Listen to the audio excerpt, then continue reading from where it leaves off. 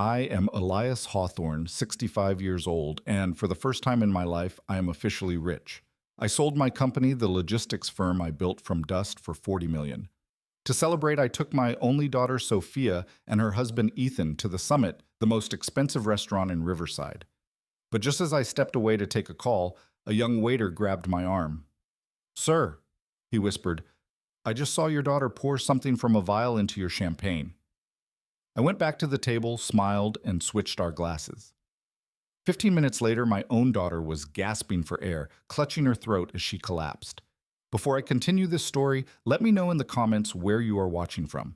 And please hit like and subscribe if you believe that sometimes the truth is the most painful medicine.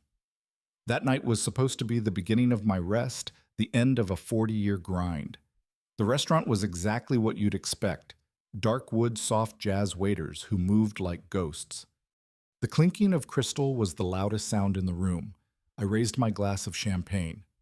$40 million, I said, my voice thick with emotion. It's finally done.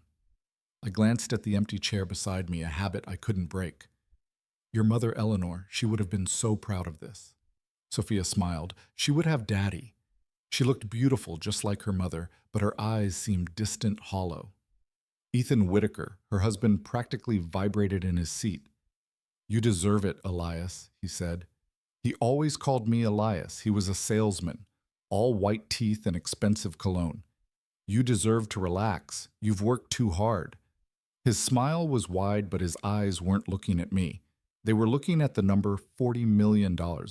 I saw the hunger. You don't build a logistics empire in Riverside without learning to read a man's tells. And Ethan's tells were screaming greed. He looked at me like I wasn't a father-in-law. I was a vault he was finally about to crack open. "To family," Ethan said, raising his own glass. "And to the future. To the future." I echoed, my stomach tightening. I didn't like the look of his future. We ordered appetizers, oysters, caviar, things I never bothered with.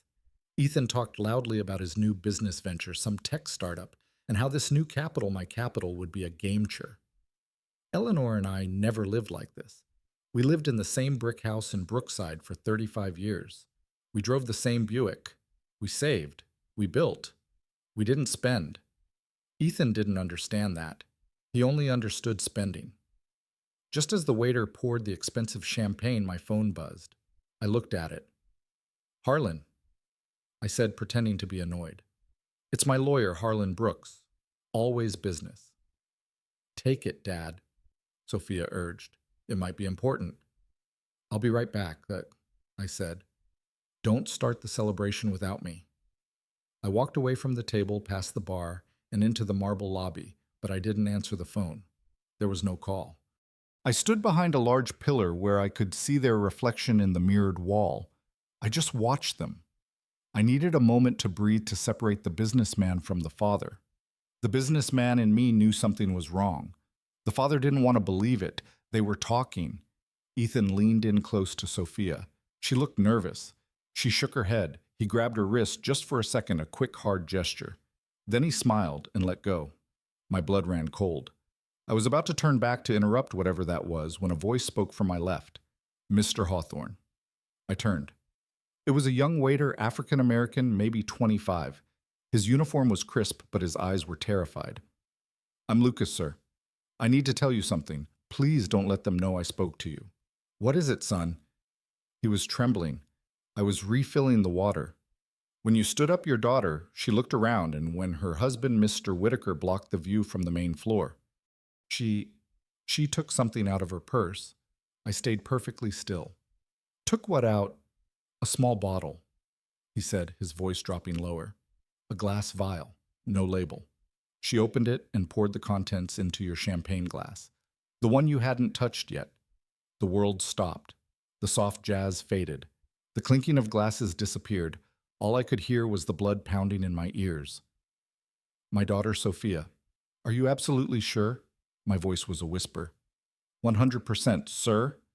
Lucas said, his voice firming up. "I saw the whole thing. The vial, the pour. It wasn't sugar. It was a clear liquid. She did it fast. Then she put the vial back in her purse." I looked back at the table. Sophia was sipping her water, avoiding Ethan's gaze. Why, $40 million, the answer was right there. They didn't want to wait for me to die. They wanted it now. They wanted to make me die.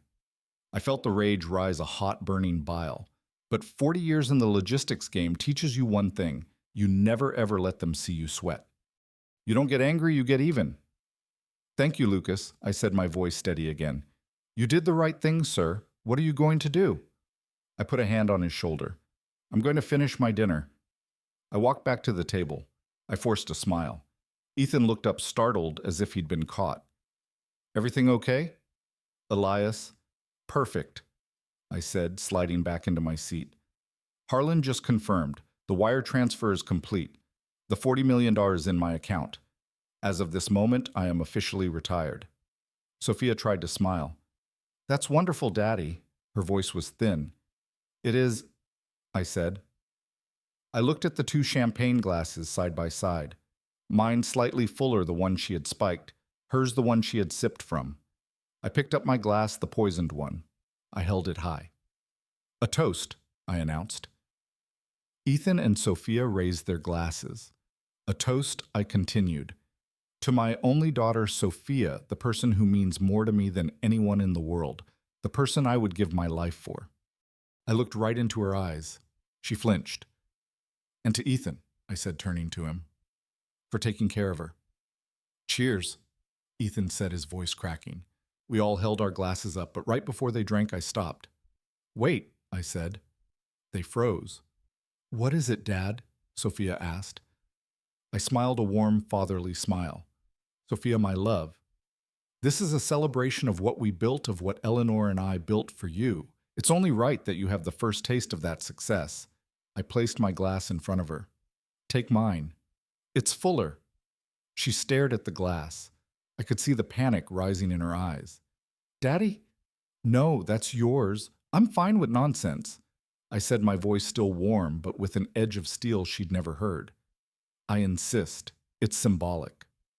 Ethan saw what I was doing. His face went white. Elias, she's fine. Let's just drink. Ethan, I said, turning my full attention to him, are you telling me not to honor my own daughter? He backed down. No, of course not.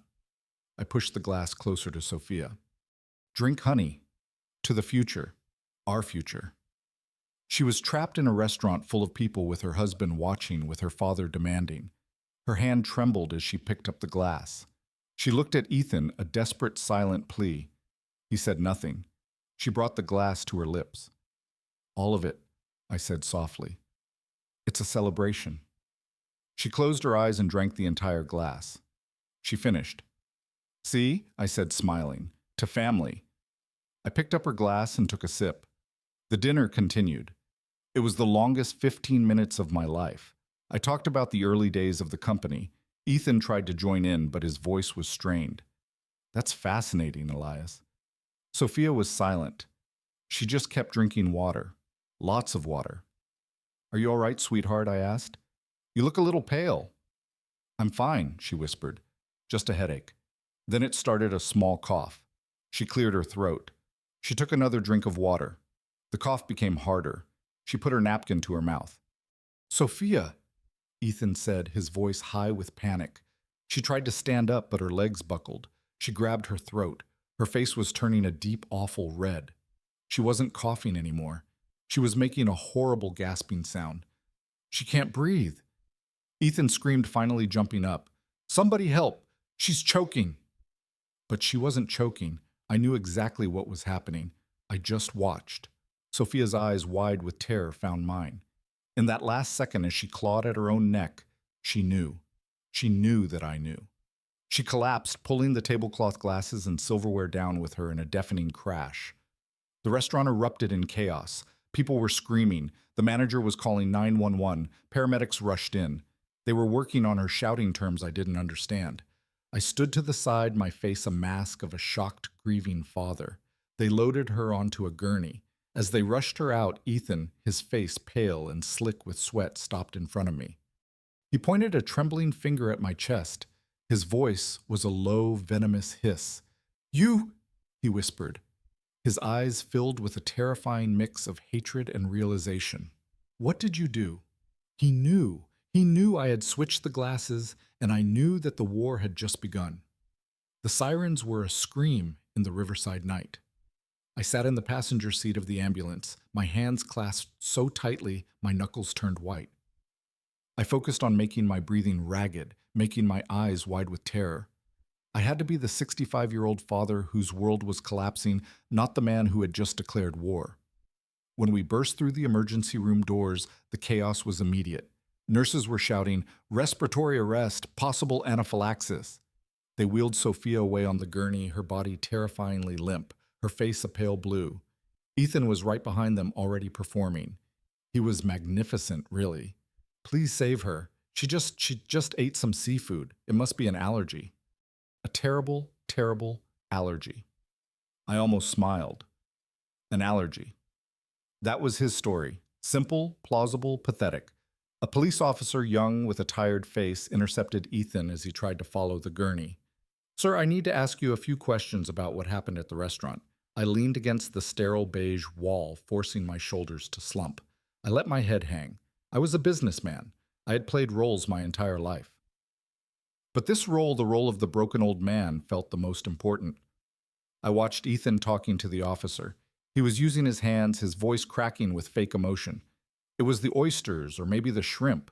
She said she felt tingling, then she just collapsed. He put his head in his hands and pretended to sob. It was a flawless performance. He was a natural liar. He had, after all, been lying to my face for years. A doctor in blue scrubs approached me, breaking my concentration. "Mr. Hawthorne." I looked up, making my eyes wide and unfocused with grief. "My daughter. My Sophia, She's alive," the doctor said, his voice grave. "We've intubated her. She's not breathing on her own. Her heart is unstable. We are moving her to the ICU." "An allergy." I stammered, playing my part. "Ethan said it was an allergy." The doctor frowned, his brow furrowing. "The reaction is unusually severe for a shellfish allergy. Her throat is completely closed and her cardiac rhythm is chaotic. It looks less like an allergic reaction and more like a systemic poisoning." Poisoning. The word hung in the air between us, cold and heavy. This was my moment. I grabbed the doctor's arm. My hand was shaking. This time the shaking was real. The thought of what she had tried to do, what he had convinced her to do, sent a tremor through me. "Doctor," I said, my voice low and urgent, dropping the confused old man act for just a second. "I want a full toxicology screen. I want you to test for everything, not just allergens. Everything." "Do you understand me?" The doctor looked surprised by my sudden intensity. "Mr. Hawthorne, a full toxicology panel is expensive and might not be. I don't care what it costs." I snapped. The CEO I had been for 35 years bled through. "I just sold my company for $40 million. I can buy this hospital wing if I have to. I want to know exactly what is in my daughter's blood. Check for metals, for chemicals, for anything that doesn't belong." The doctor's eyes widened. He recognized the shift in power. He recognized the command. "Yes, sir," he said, nodding. "Of course. I'll order the comprehensive panel immediately." I nodded curtly and sank back into the waiting room chair, resuming my role as the broken father. Ethan finished with the police and walked over. He looked exhausted, but I saw the calculation behind his red-rimmed eyes. He was trying to figure out if I suspected him. "Elias, this is a nightmare," he whispered, sitting next to me. "She'll be okay, Ethan," I said, patting his hand. "She has to be. The police, they asked so many questions. It's just procedure," I said soothingly. "They have to in cases like this." "Yeah," he said. "Yeah, just procedure." He was testing me, seeing if I would bite. We sat in that sterile, silent waiting room for what felt like an eternity. I let the time pass. I refused coffee. I just stared at the wall, the perfect picture of grief. Finally, the doctor returned. His face was grim. "Mr. Hawthorne, Mr. Whitaker, your wife." He looked at Ethan, then at me. "Your daughter is in a medically induced coma." Ethan let out a strangled cry. This one sounded real. He hadn't planned on this. He hadn't planned on Sophia drinking the poison. A coma, I whispered, my voice trembling. Her body experienced a massive shock, the doctor explained. Her heart is still unstable. We had to put her into a coma to let her system rest. We've stabilized her for now, but the next 18 hours will be critical. We are doing everything we can. Oh God. Oh God, Ethan mumbled, rocking back and forth. I stood up slowly, leaning on the chair like an old man. I walked over to the doctor and put a hand on his shoulder. Thank you, doctor. Whatever it takes. He nodded and left. Ethan was still muttering. A coma. This wasn't, I don't understand. I looked down at him, my son-in-law, the man who had tried to murder me, the man who had just poisoned his own wife. He looked small, pathetic. He looked up at me, his eyes searching mine for what? Absolution. An alibi. I need to make a call. I said, my voice. I need to call my lawyer, Harlan. He needs to know what's happening. Ethan's head snapped up. The fear in his eyes was a bright, hot flash. Your lawyer. Why, it was an accident, Elias. An allergy. Of course, son, I said, patting his shoulder again. It's just for the insurance for the hospital bills. Right, he said, swallowing hard. Write the bills. I walked away down the hall, turned the corner where he couldn't see me, and pulled out my phone. I wasn't just calling Harlan about the bills. I was calling to lock down my $40 million. I was calling to find out exactly how much debt Ethan Whitaker was in. And I was calling to start the investigation that would bury him. The performance was over. The war had moved to its next phase. I didn't stop walking until I reached the end of the long, sterile corridor of the intensive care unit. The smell of antiseptic and floor wax burned my nose. I could still see Ethan at the other end, a silhouette of fake grief under the bright family waiting sign, his head buried in his hands. He looked pathetic. But I knew better than anyone that pathetic men are the most dangerous. They have nothing left to lose. I turned the corner out of his line of sight and pulled out my phone. My hands were rock steady. The shock was gone. The grief had evaporated. Something else had taken its place. Something cold, something heavy, something focused. My thumb went straight to the first name on my speed dial. Harlan. Harlan Brooks. He's been my lawyer for 25 years. He helped me draft the contracts that built my company from a single truck into an empire. He helped me navigate the $40 million buyout. He knows where every single penny is buried. He picked up on the first ring. Elias. What's wrong? I thought you were at the summit celebrating. His voice was sharp, professional. He always answered like he was in his office, even at 11 at night. Change of plans, Harlan.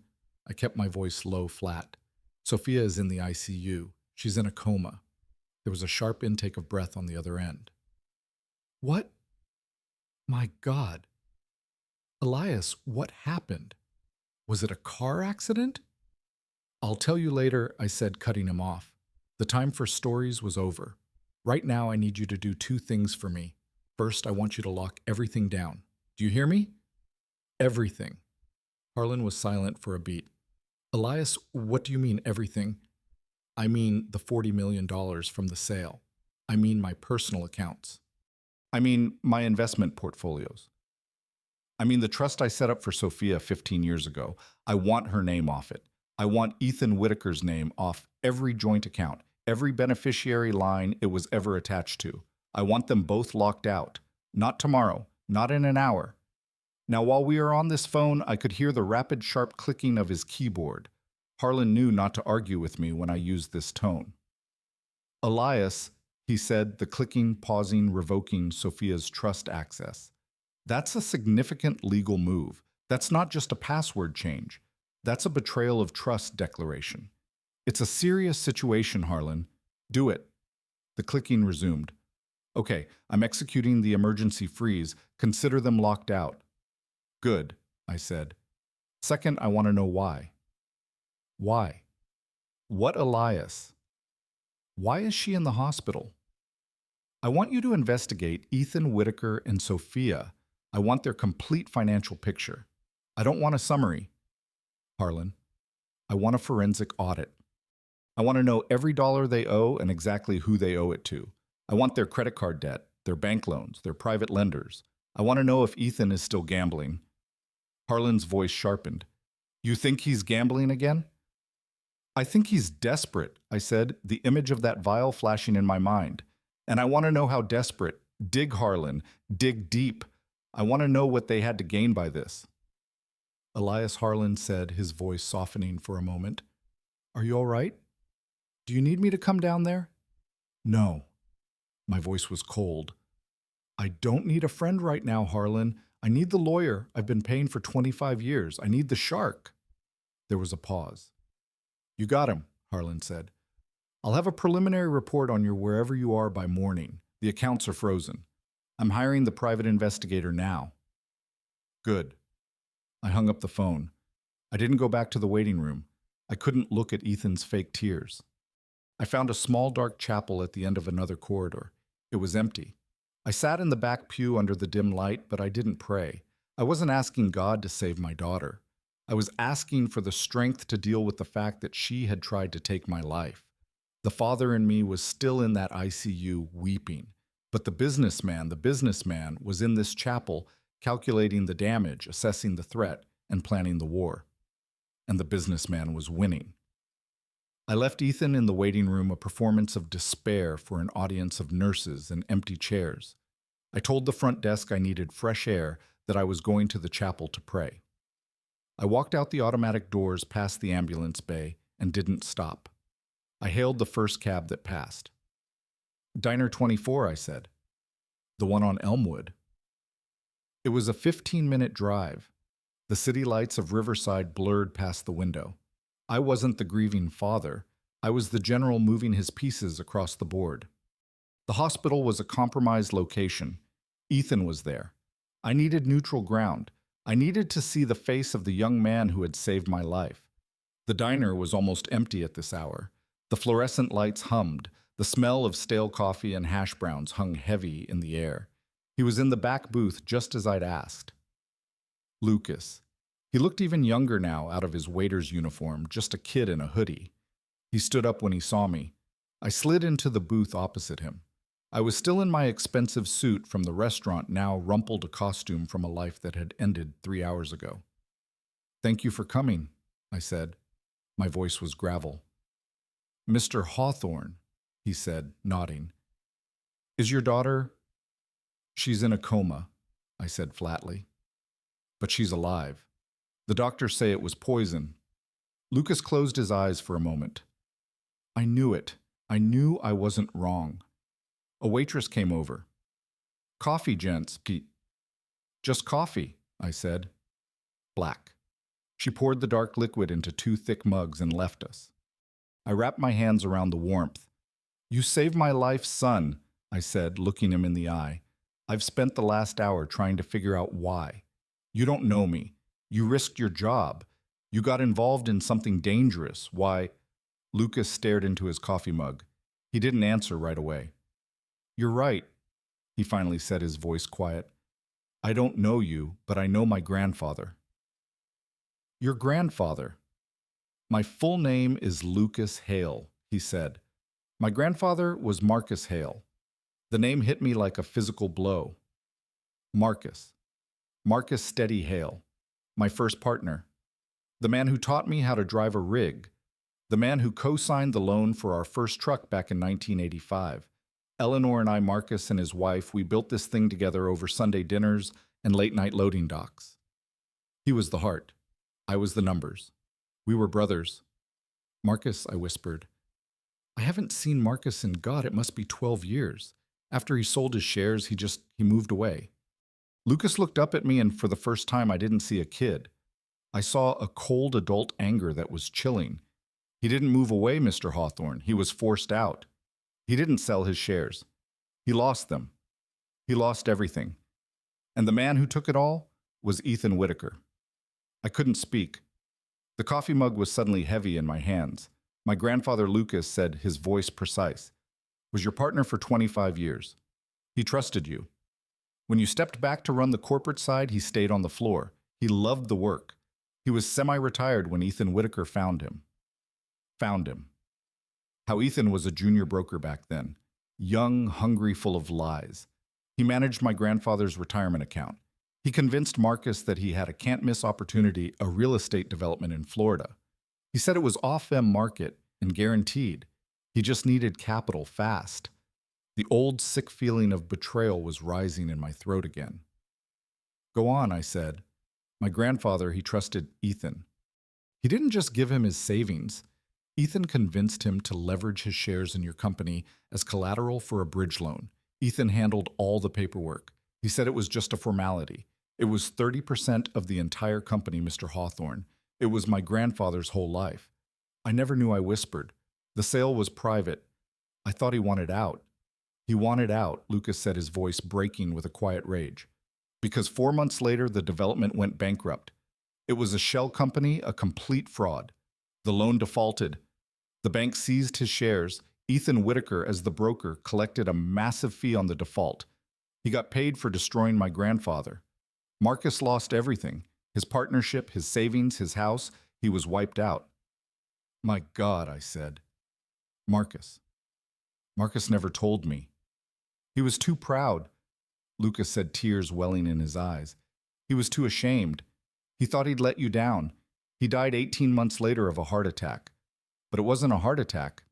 It was shame. Ethan Whitaker murdered him just as surely as he tried to murder you tonight. I leaned back against the vinyl booth. The fluorescent light seemed to hum louder. I had spent 45 years building an empire, and I had been blind. I had welcomed my partner's killer into my home. I had let him sit at my table. I had let him marry my daughter. So you knew, I said, when he started dating Sophia, you knew who he was. I've been tracking Ethan Whitaker since I was 17. Lucas said, I have alerts set for his name. When he got engaged to Sophia Hawthorne, I couldn't believe it. He was moving on to his next score, the biggest one yet. You and the restaurant. I said, the pieces clicking into place. The job at the summit. I heard the $40 million sale was closing, Lucas said. I knew Ethan wouldn't be able to resist. He's a gambler, Mr. Hawthorne. He's desperate. I knew he'd make a move. I got the job there a month ago waiting. I requested the late shift. I made sure I was assigned to your section tonight. I wasn't there to serve champagne. I was there to watch him. He looked at me, his face set. When he married your daughter, he brought the monster into your house. My grandfather wasn't there to protect his legacy, so I had to be. I stared at this young man, a kid who had been playing a long, dangerous game of chess, all for a grandfather he had lost. He poisoned his own wife. I said the words tasting like ash. He used Sophia to get to me, and when I switched the glasses, he let her drink it. He's not a man, Lucas said. He's a parasite. He attaches to people, drains them dry, and moves on. He drained my grandfather. He tried to drain you. He would have drained your daughter next. I put my hands on the table. They were shaking again, but this time with a cold, clear fury. He didn't just try to poison me, I said. He poisoned my daughter, and he destroyed your family. This isn't just about my $40 million anymore. This is about Marcus. I looked Lucas in the eye. Harlan Brooks is my lawyer. He's already digging into Ethan's finances. But I need more. I need what you know. I need everything you've gathered on him for the last however many years. Lucas nodded slowly. You'll have it all. But Mr. Hawthorne, what happens now? I took a long, slow drink of the cold, bitter coffee.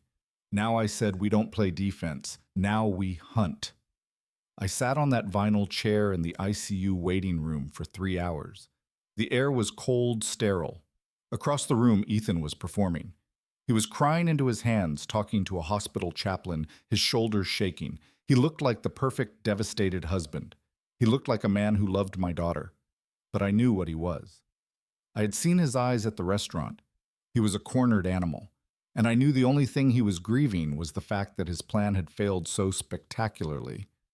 I stared at a spot on the linoleum floor. I was playing my own part, the broken father. The 65-year-old man, confused, frail, and shattered. Every time a nurse walked by, I'd look up with what I hoped were helpless, tear-filled eyes.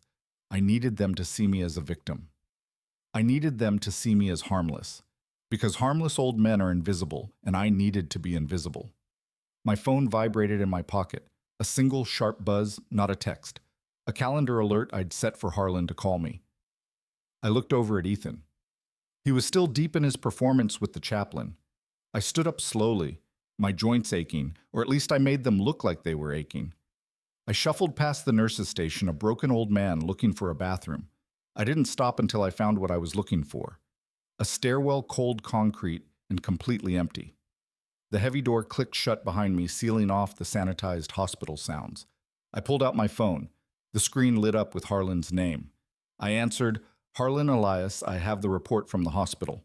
Harlan's voice was all business. No emotion. It's why I'd paid him so well for 25 years. I pulled a favor with the lab director, and I asked, my voice echoing slightly in the stairwell. "And you were right to order the full panel," Harlan said. "It wasn't an allergy. It wasn't shellfish. It wasn't a mistake." I waited. "It's potassium chloride." Harlan said a massive dose. The lab director said it's a miracle her heart didn't stop on the spot. It's the same chemical they use in lethal injections. "Elias, this wasn't an attempt to make you sick. This was an execution.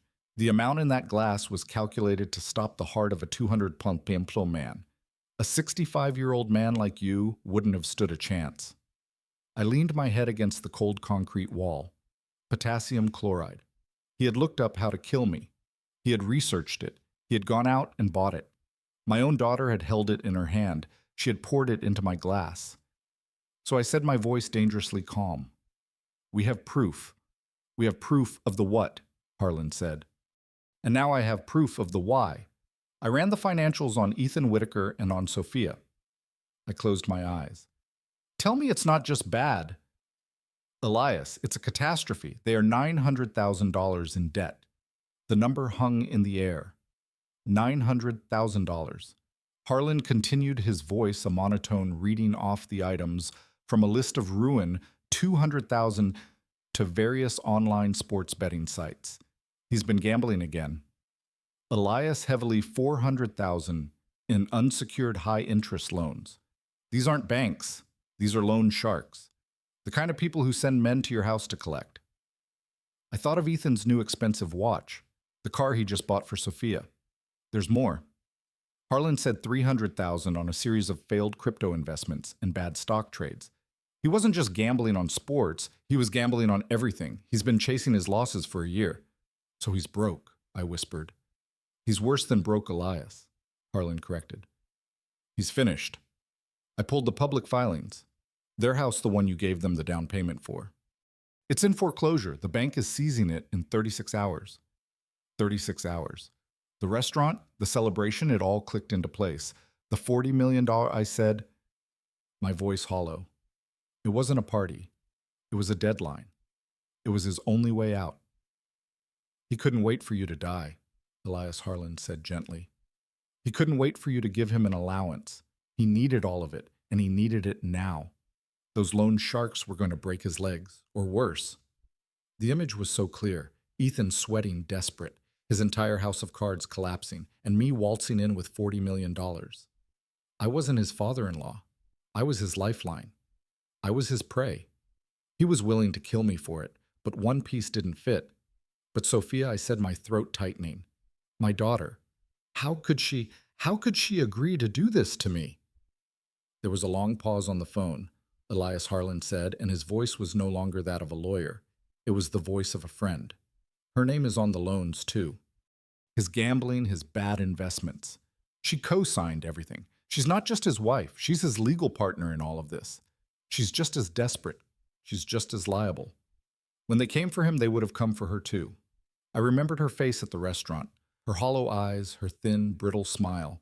It wasn't just nerves. It was the crushing weight of guilt, the terror of a woman trapped.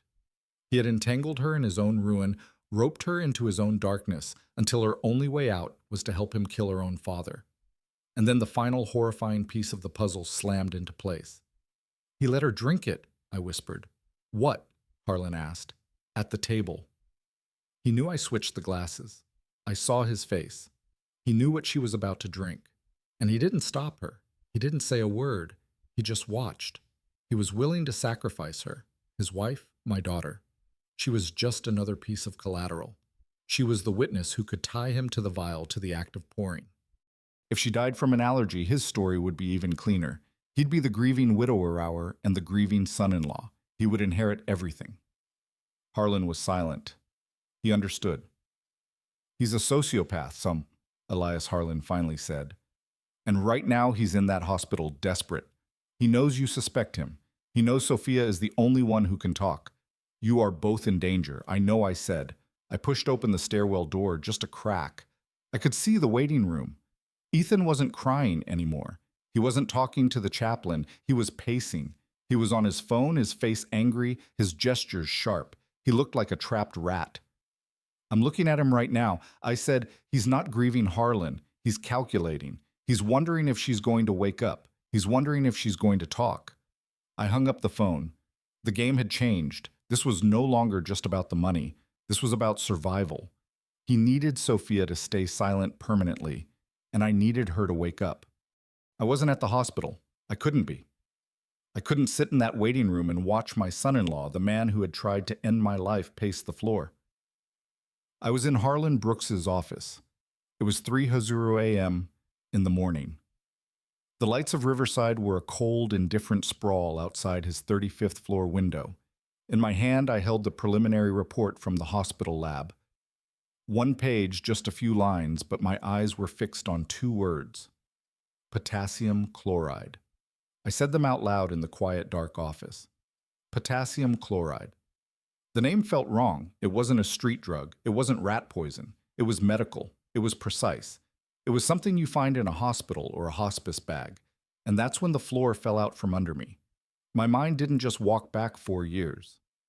It shattered and reformed in that room. Our bedroom, the one Eleanor and I had shared for 35 years. The hospice bed we had rented was set up by the window. The room had that smell, the smell of sickness and rubbing alcohol, and the roses I kept bringing in trying to fight it. Eleanor wasn't just sick, she was dying. The cancer was everywhere.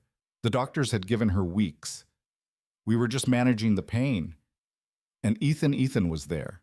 He was always there. I had thought, God help me. I had thought it was love. I thought it was devotion. He was the son I never had. He was so helpful. Elias, you look exhausted. He'd say, his voice so soft, so reasonable. Go to sleep. I'll take the night shift. I'll handle her meds. He was the one who managed the pill bottles, the dozens of white plastic containers that lined her bedside table. He had the chart. He had the pill crusher. He was the one who crushed the tablets and mixed them into her applesauce. He was the one who would hold the small paper cup of water to her lips. I trusted him. I trusted him with my wife's life. I remember her last 2 days, the confusion. She was lucid, and then she was gone. Elias, she whispered to me, her eyes wide with a strange fear. My heart, it's skipping. It feels like a bird trapped in my chest. I called the hospice nurse. The nurse checked her monitors. Her EKG was chaotic. It's the stress on her system, the nurse said gently. The disease is affecting her organs. Her electrolytes are out of balance. Electrolytes potassium chloride. Ethan was sitting right there holding Eleanor's other hand, his face a mask of loving concern. He even shed tears. Is there anything you can do for her? He asked the nurse, his voice thick with fake emotion. I looked at the report in my hand. The lethal dose, the amount designed to stop a heart that was already weak, already stressed. They didn't blame the poison. They blamed the cancer. He had sat there. He had watched her heart flutter and stop. He had watched the woman who had welcomed him into our family, who had called him son, die. And he had known. He had known he was the one doing it. He had been testing his method. He was experimenting on my wife. My stomach heaved. I stumbled out of Harlan's chair and made it to the private bathroom, vomiting into the porcelain sink. It was a dry, agonizing heave. There was nothing in me. He had murdered her. He had murdered Eleanor. He did it for the inheritance. He must have known how much we had. He must have thought killing her would make everything pass to me, and then I would be next. But the cancer was too slow, and my $40 million sale was too fast. He couldn't wait 4 more years. He couldn't wait 3 more days. He needed the money now, the $900, $1,000 in debt. He killed my wife for nothing, and then he used my own daughter as a pawn to try and kill me. I splashed cold water on my face. I looked at the old man in the mirror. The fool. The trusting blind fool who had let a sociopath into his home. The man who had sat by his wife's deathbed and held her killer's hand. I walked back into the office. Harlan was standing by the window, his back to me. He had been giving me privacy. Elias, he said without turning, the investigator just sent this over. It's from Lucas. It's a security cam still from a chemical supply store. It's time-stamped 3 weeks ago. It's Ethan. He's paying in cash for a tub of potassium chloride powder. I sat down in the chair. The rage was gone. The grief was gone. All that was left was ice. Harlan, I said. My voice was no longer mine. It was a cold, dead thing. He turned around. He saw my face. What is it, Elias? I need you to get a judge. I don't care what time it is. I don't care who you have to wake up. I need a warrant. I need an order for what I looked up at him. I want my wife's grave opened. I want her body exhumed. I want a full toxicology panel on Eleanor Hawthorne, and I want it done by sunrise. My phone vibrated on Harlan's desk. It was a violent, angry buzz against the polished wood. The sun was just beginning to streak the riverside sky with a sick gray light. It was almost 6 in the morning. I hadn't slept. I hadn't felt the need to. The ice in my veins was all the fuel I required. I was a general planning a siege. I had just given the order to dig up my own wife. Harlan was on the phone with a judge, his voice a low, persuasive hum, calling in every favor he had earned in 25 years. Your Honor, it's a matter of public safety. Evidence of an active threat. My phone buzzed again. The screen lit up. Ethan, my son-in-law, the killer, the gambler, the sociopath. I let it ring. Once, twice. Let him sweat. Harlan looked up from his call, muted it and raised an eyebrow. I just shook my head. It stopped. Then immediately it started again. An insistent, desperate ring. He was panicking. Good. I picked it up. I didn't say hello. I just waited. Elias. Ethan's voice was a ragged whisper. It wasn't the voice of the angry man in the hospital corridor. It was the voice of a terrified child. Elias. Dad, please, you have to come back to the hospital right now. I said nothing. I let the silence stretch. I let him fill it. Dad, are you there? He pleaded. It's Sophia. She's awake. She's awake. The ice in my veins cracked. Awake. My daughter was awake. A flicker of something relief. Hope tried to rise up. I shoved it back down. This was a war. There was no room for hope. There was only strategy. What do you mean, awake? I said, my voice cold. I mean, her eyes are open. He was almost sobbing. She's trying to talk. The doctors are with her right now. They said it's a miracle. They said, Elias, please, you're her father. You have to be here. She's asking for you. She's asking for me. Was this a trap? Was he lying? Trying to get me back to the hospital? Back to a place he could control? Or was it the truth? Was Sophia awake? And if she was, what was she saying? What did she remember? Did she remember pouring the poison? Did she know her husband had let her drink it? The entire game board had just been flipped over. If she was awake, she was the only other witness. She was either his accomplice or she was his next victim. And she was my daughter. Ethan, I said, my voice hard, you stay right where you are. Don't you leave that hospital. Don't you go anywhere near her room. Do you understand me? Yes, yes, whatever you say. He said, the relief in his voice palpable. Just come, please. I hung up the phone. I looked at Harlan. He had just hung up his own call. He looked grim. The order is signed, Harlan said. The coroner's team is moving on Eleanor's plot at dawn. Good, I said, grabbing my suit jacket. Change of plans. You handle the exhumation. I'm going back to the hospital. Harlan stood up. Elias is that wise. It's the one place he expects you. It's not safe. I looked out the window. The sun was rising. He says Sophia is awake. I said if she's awake, she's talking, and I'm going to be the only one she talks to. I walked back into that hospital not as a father, but as a predator. The smell of bleach and fear hit me the moment the automatic door slid open. The waiting room was brighter now, filled with the harsh light of morning, and Ethan was there. He wasn't pacing, he wasn't on the phone, he was standing like a statue, staring down the hall toward the ICU. He looked like a man who had seen a ghost. When he saw me, he flinched. He physically recoiled as if I were the one who had tried to kill him. Then the salesman took over his face, crumpled tears, real or fake. I couldn't tell welled in his eyes. He stumbled toward me. "Dad!" he cried, grabbing my arms. His grip was like a vice. "Thank God you're here. They won't let me see her. They say she's stable, but they won't let me in. They keep asking questions." I kept my face a mask of weary confusion. "What questions, Ethan? What's going on?" "The police," he whispered, his eyes wide and manic. "They were just here, a detective. He's asking. He thinks I did this. He thinks I poisoned her. He thinks I tried to poison you." Ah, so that was the new play. He wasn't the grieving husband. He was the wrongfully accused husband. A brilliant pivot. He was trying to see what I knew. He was trying to feel out if I was his accuser or his alibi. "That's insane," I said, letting a note of tired anger enter my voice. "Why would they think that it was an accident? It must have been the food." "The oysters." He clung to that. Yes, the oysters. That's what I told them. But they found the glass, the champagne glass. They're testing it and they're asking why Sophia drank your glass.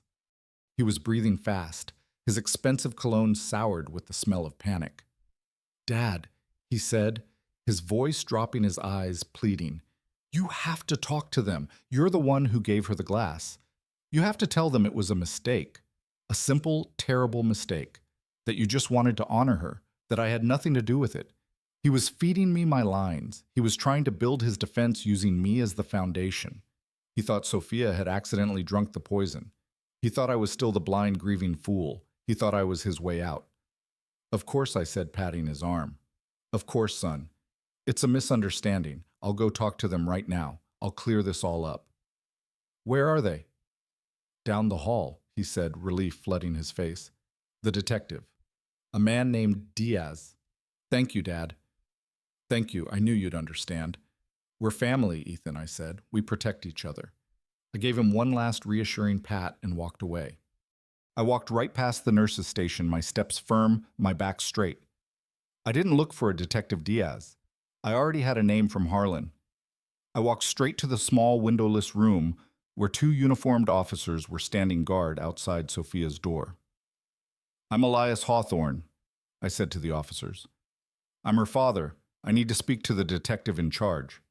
One of them nodded and spoke into his radio. A minute later, a man in a rumpled suit stepped out of the shadows. He looked like he hadn't slept in a week. "Mr. Hawthorne," he said.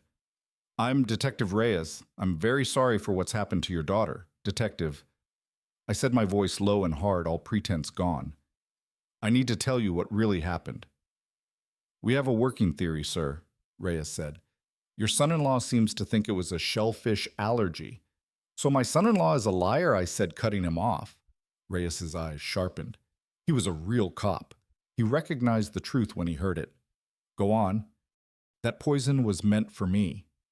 I said, "My son-in-law, Ethan Whitaker, and my daughter Sophia conspired to murder me tonight at that restaurant. They needed my $40 million. I found out. I switched the glasses. My daughter drank the poison she intended for me." Reyes was silent for a long, long time. He just stared at me. "Mr. Hawthorne," he said finally, "that is an extremely serious accusation. You're accusing your own daughter." "I am," I said, "and I have proof. My lawyer, Harlan Brooks, is on his way here right now with a full financial workup on Ethan Whitaker. He's $900,000 in debt to loan sharks. He's losing his house in 3 days. He was desperate.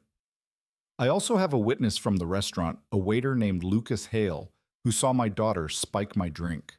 And the hospital lab, I said, playing my final card, has already confirmed the substance in my daughter's blood. Potassium chloride, a lethal dose."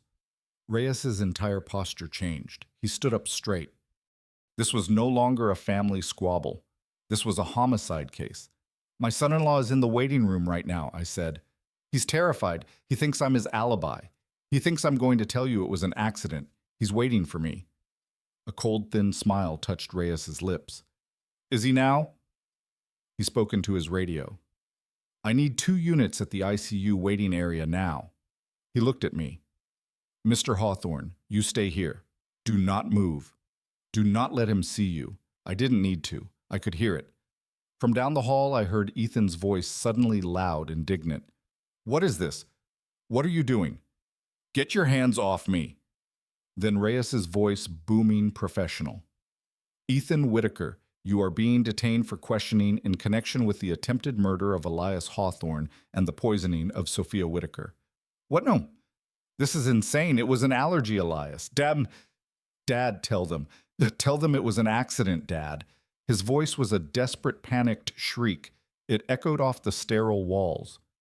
I heard the click of handcuffs. I heard him struggling. "You're making a mistake," he screamed. "Elias, you old fool.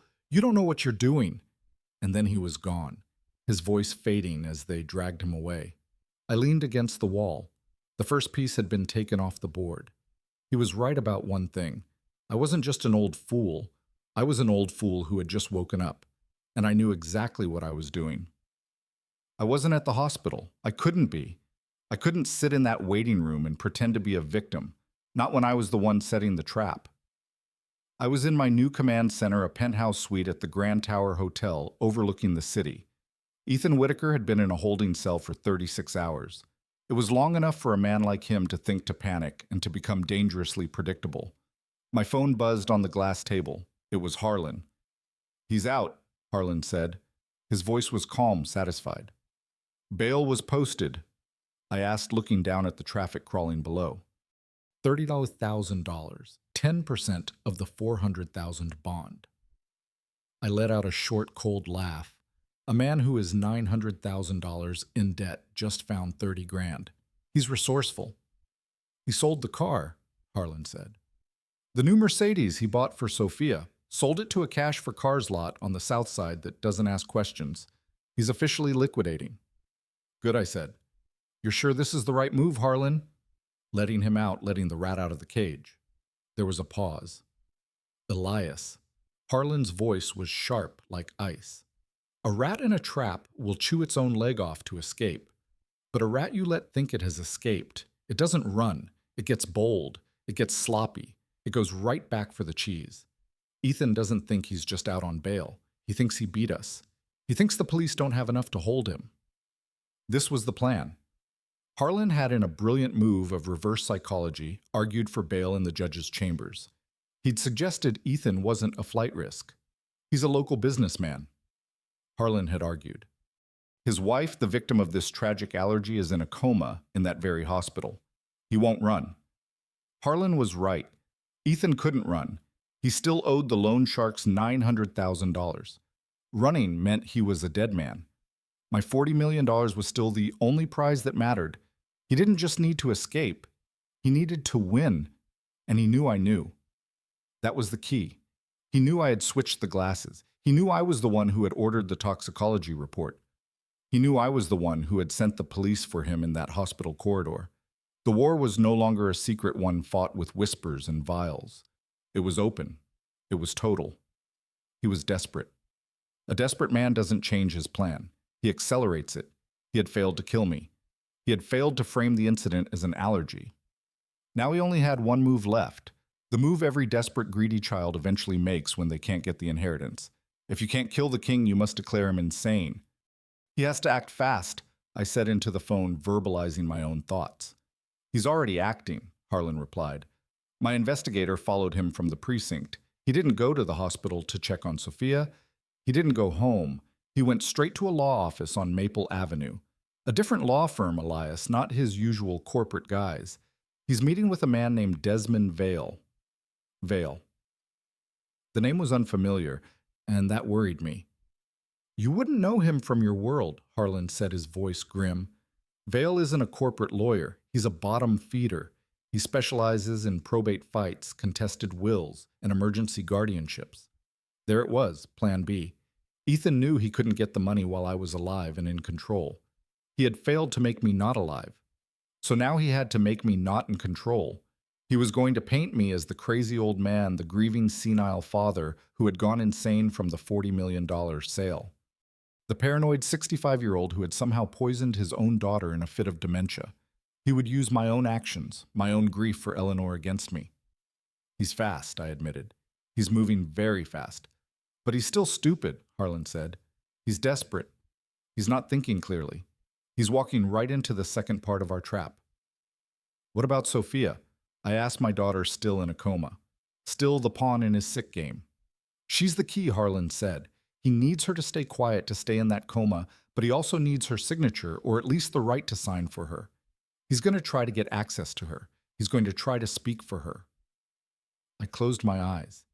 He was probably praying she wouldn't wake up. So let him, I said. Let him file his motions. Let him call me senile. Let him set the hearing. And what are we going to do? Harlan asked. We're going to let him think he's winning, I said.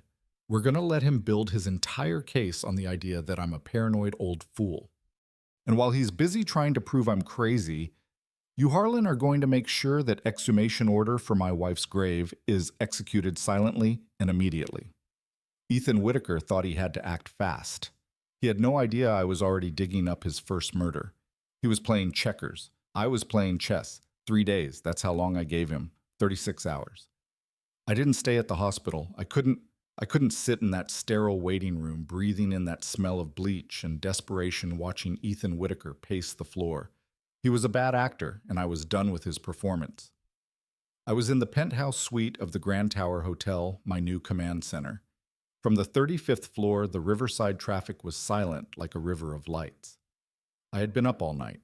I was on the phone with Harlan, with my security team, and with the contacts Lucas had provided. I was moving my pieces. Ethan had been released on bail. Harlan had made sure of it. A brilliant move. A man in a cage is a rat desperate but contained.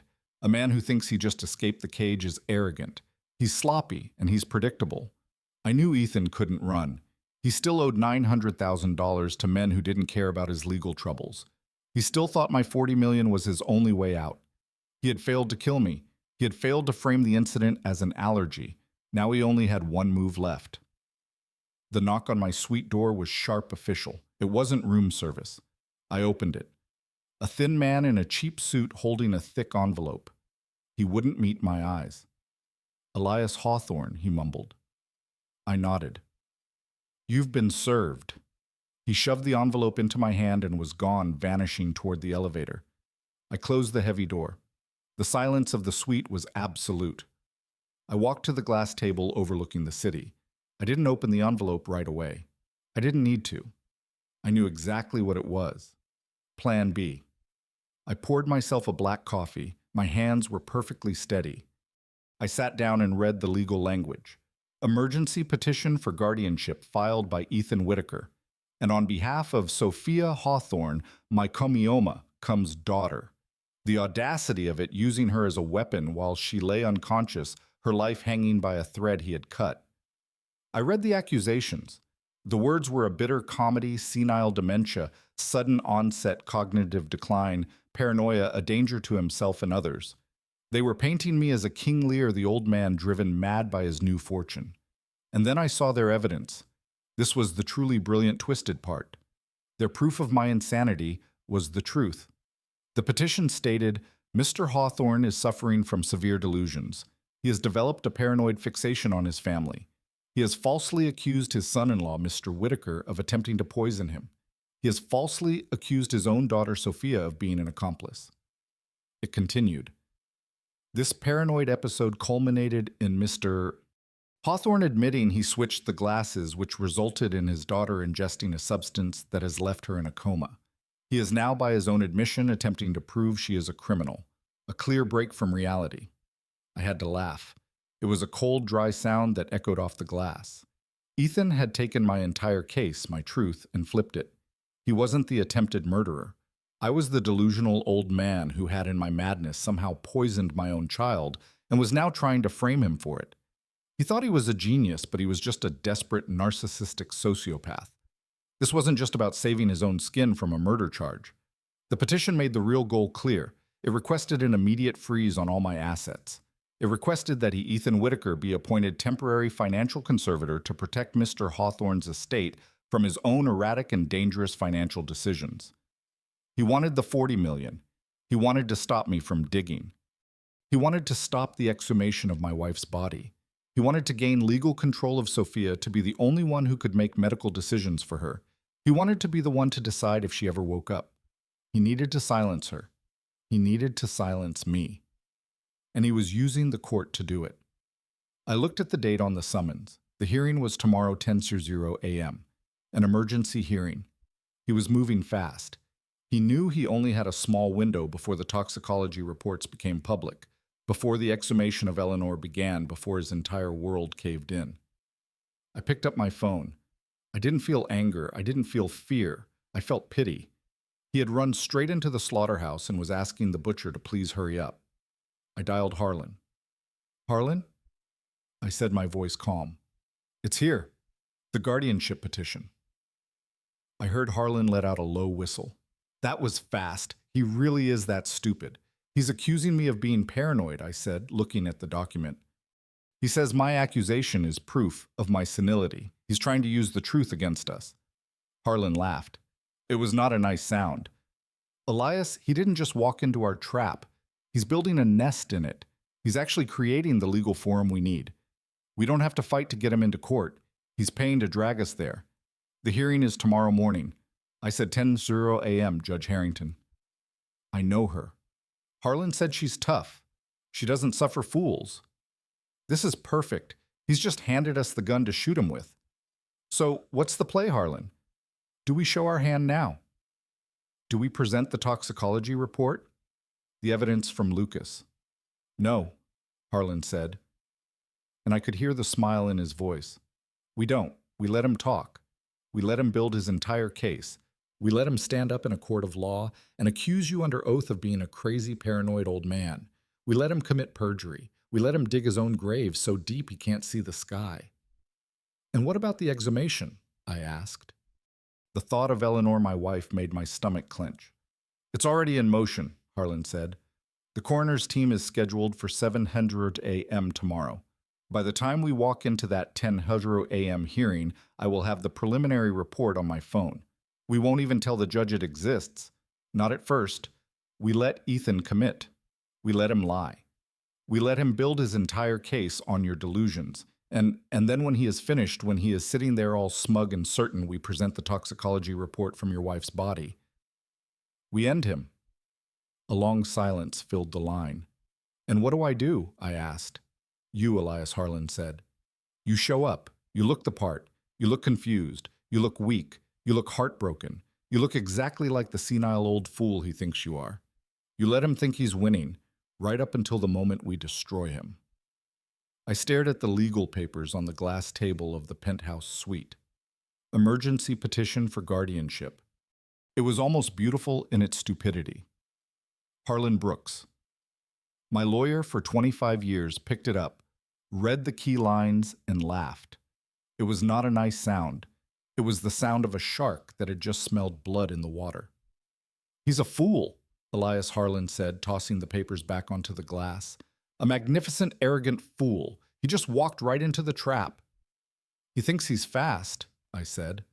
My voice was low. "He thinks he's controlling the narrative. He thinks he can paint me as a crazy old man." "Of course he does," Harlan said. He opened his heavy leather briefcase and began laying files out on the table.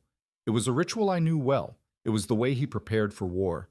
He's a narcissist, Elias. He believes his own lies. He genuinely thinks he's the smartest man in the room, and tomorrow in court we are going to let him believe it right up until the moment we destroy him.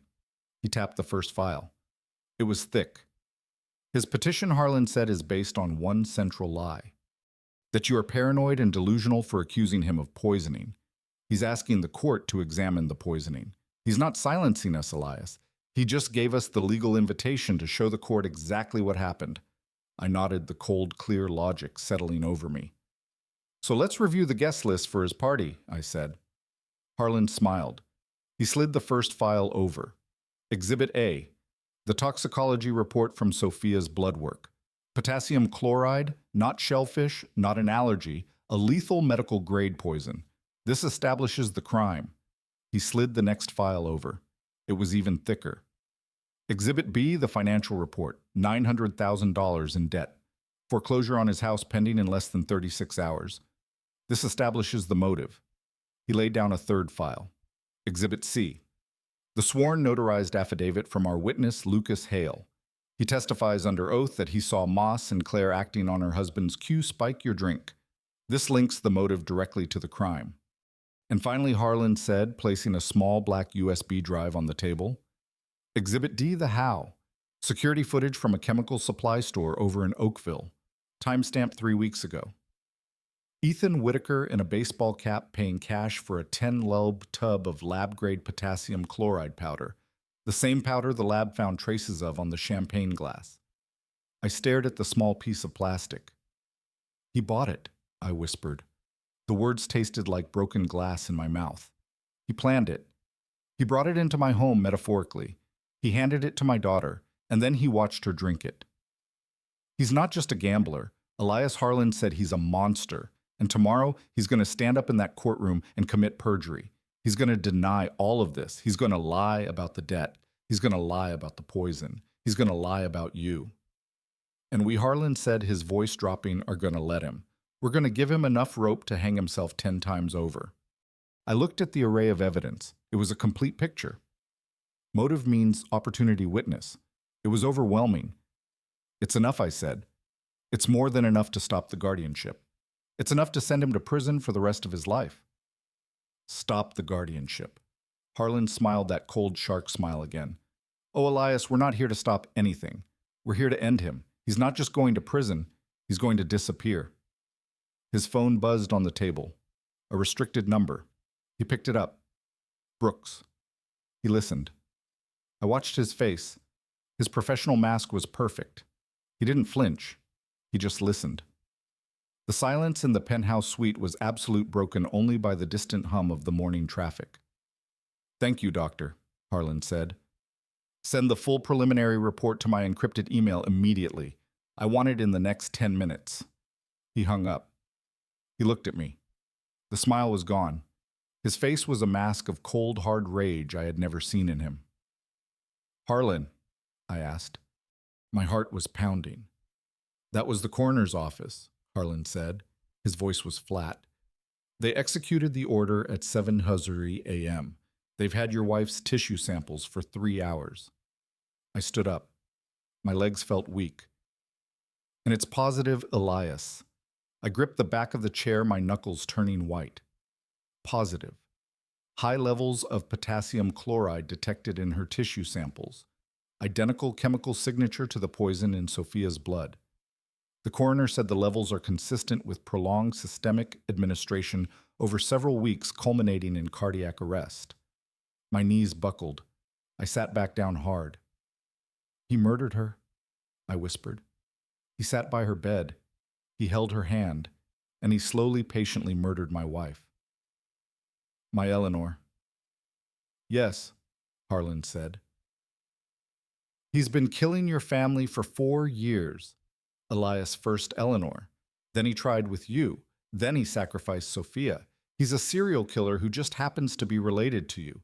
He was testing his method on Eleanor getting the dosage right. Harlan picked up the guardianship petition from the table, holding it between 2 fingers as if it were something filthy. This hearing tomorrow, it's not about your $40 million anymore. It's not about your company. He walked over and placed the final invisible file on the table. The report on Eleanor Hawthorne. This, Harlan said, his voice a low growl, is his execution. He thinks he's coming to court tomorrow to prove you're crazy. He has no idea he's coming to his own murder trial. I walked into that courtroom like a lamb to the slaughter. It was all part of Harlan's plan. I wore my oldest suit, the one from Eleanor's funeral. It hung on me. I hadn't shaved in 3 days. I kept my hands trembling slightly. I let my eyes wander around the room, unfocused, confused. I was the very picture of the 65-year-old man who had lost his mind. Ethan was already there at the plaintiff's table, next to his shark of a lawyer, Desmond Vale, Ethan looked good. He wore an expensive suit. His hair was perfect. He looked concerned, heartbroken. He looked like the victim. And then I saw Sophia, my daughter. They wheeled her in. She was pale thin, a blanket over her lap. She looked frail, breakable. She was the star witness, the daughter poisoned by her own senile father. She wouldn't look at me. She just stared at her hands. Harlan leaned in close to me. "Showtime, Elias," he whispered. "Remember, you're confused. You're heartbroken. You don't understand why these people are being so cruel. You're just a sad old man." I nodded, my lower lip trembling. I was a better actor than Ethan ever was. "All rise," the bailiff called. Judge Harrington entered. She's a sharp, no-nonsense woman. I knew her from a fundraiser Eleanor had hosted years ago. She didn't recognize me. She just saw what I wanted her to see, a relic. Desmond Vale, Ethan's lawyer, stood up. His voice was smooth, sympathetic. "Your Honor, we are here today on a tragic and urgent matter. We are here to protect a man, a great man, a pillar of the Riverside business community, Elias Hawthorne." He gestured to me. I looked up as if startled by my own name. "We are here," Vale continued, his voice dropping to protect him from himself. "Your Honor, less than a week ago, Mr. Hawthorne finalized the sale of his $40 million company, a lifetime achievement. But this sudden immense wealth, combined with his advanced age and the recent grief over his wife Eleanor, has tragically triggered a severe cognitive decline." I shook my head as if in denial. "No," I whispered just loud enough for Harlan to hear. Vale heard it. He pounced. "As you can see, Your Honor, he is in denial. He is paranoid. He is delusional. His primary delusion that his loving family, his only family, is trying to harm him. He has falsely accused his son-in-law, Mr. Whitaker, of attempting to poison him. He has accused his own daughter, Mrs. Whitaker, of being an accomplice." Ethan put his head in his hands, his shoulders shaking in a performance of profound sorrow. "This delusion," Vale said, his voice booming with fake tragedy, culminated in the horrific event at the Summit restaurant. In his confused and agitated state, Mr. Hawthorne, by his own admission, switched the glasses. He gave the glass he believed was poison to his own daughter, and he poisoned her. He put his own child in a coma. The courtroom was silent. I could feel the stares, the pity, the disgust. "He is a danger to himself," Vale said. "He is a danger to his family. We are not here to punish him. We are here to help him. We are petitioning for an emergency conservatorship to appoint Mr. Whitaker as a temporary guardian to protect Mr. Hawthorne's estate from his own erratic decisions and to ensure his own safety." Vale sat down. It was a masterpiece of fiction. The judge looked at me. Her eyes were full of pity. "Mr. Hawthorne, do you understand what is happening?" I looked at her, my eyes wide. "I don't know," I stammered. "He's lying. They're being so cruel to me. I don't understand." Harlan stood up. "Your Honor, my client is elderly, and as you can see, deeply distressed by these outrageous claims. We categorically deny them." "Then what is your explanation for your client's daughter being in a coma?" the judge asked. "We will get to that," Harlan said, "but first I believe Mr. Vale has a witness." "Yes, Your Honor," Vale said. "I call Sophia Whitaker to the stand." They wheeled my daughter up. She looked tiny. She was sworn in. Her hand trembled on the Bible. Mrs. Whitaker, Vale began, his voice dripping with sympathy. "Can you tell the court in your own words what happened at that dinner?" Sophia started to cry soft, broken sobs. "I don't remember all of it," she whispered. "It's all so blurry."